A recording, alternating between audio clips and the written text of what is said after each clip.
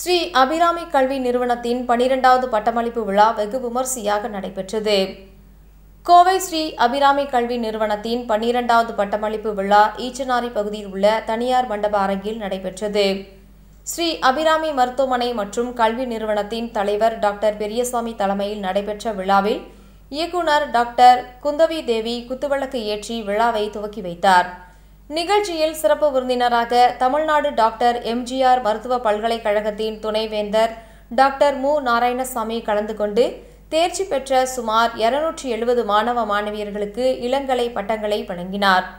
தொடர்ந்து விழாவில் சிறப்புரையாற்றிய அவர், நவீன தொழில்நுட்பங்களை தெரிந்து கொள்வதில் மாணவர்கள் ஆர்வம் காட்ட வேண்டும் என்று கூறிய அவர், மருத்துவத்துறையில் தற்போது வேலை வாய்ப்புகள் அதிகரித்துள்ளதால் மாணவர்கள் வாய்ப்புகளை பயன்படுத்திக் கொள்ள வேண்டும் என தெரிவித்தார். முன்னதாக விழாவில் கௌரவ அழைப்பாளராக பேராசிரியர், எழுத்தாளர், தன்னம்பிக்கை பேச்சாளருமான முனைவர் பர்வீன் சுல்தானா மாணவ மாணவியர்களுக்கிடையே உரையாற்றினார்.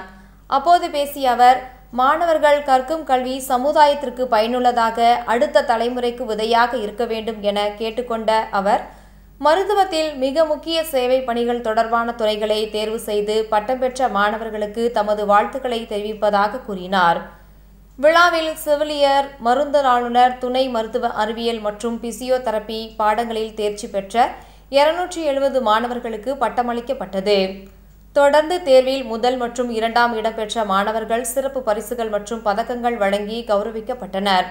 விழாவில் ஸ்ரீ அபிராமி மருத்துவமனை மற்றும் கல்வி குழுமங்களின் இயக்குனர் டாக்டர் பாலமுருகன், செந்தில்குமார் மற்றும் மருத்துவர்கள் உமாதேவி, சுசரிதா, டாக்டர் அரவிந்த் பாபு, ஜெயபாரதி, ரேணுகா, ஜீவானந்தம், நரேஷ் பாபு, குகன், பேராசிரியர் மணிமேகலை உள்பட துறை தலைவர்கள், பேராசிரியர்கள், மாணவ மாணவியர்கள், பெற்றோர்கள், அலுவலக பணியாளர்கள் உள்பட பலர் கலந்து கொண்டனர்.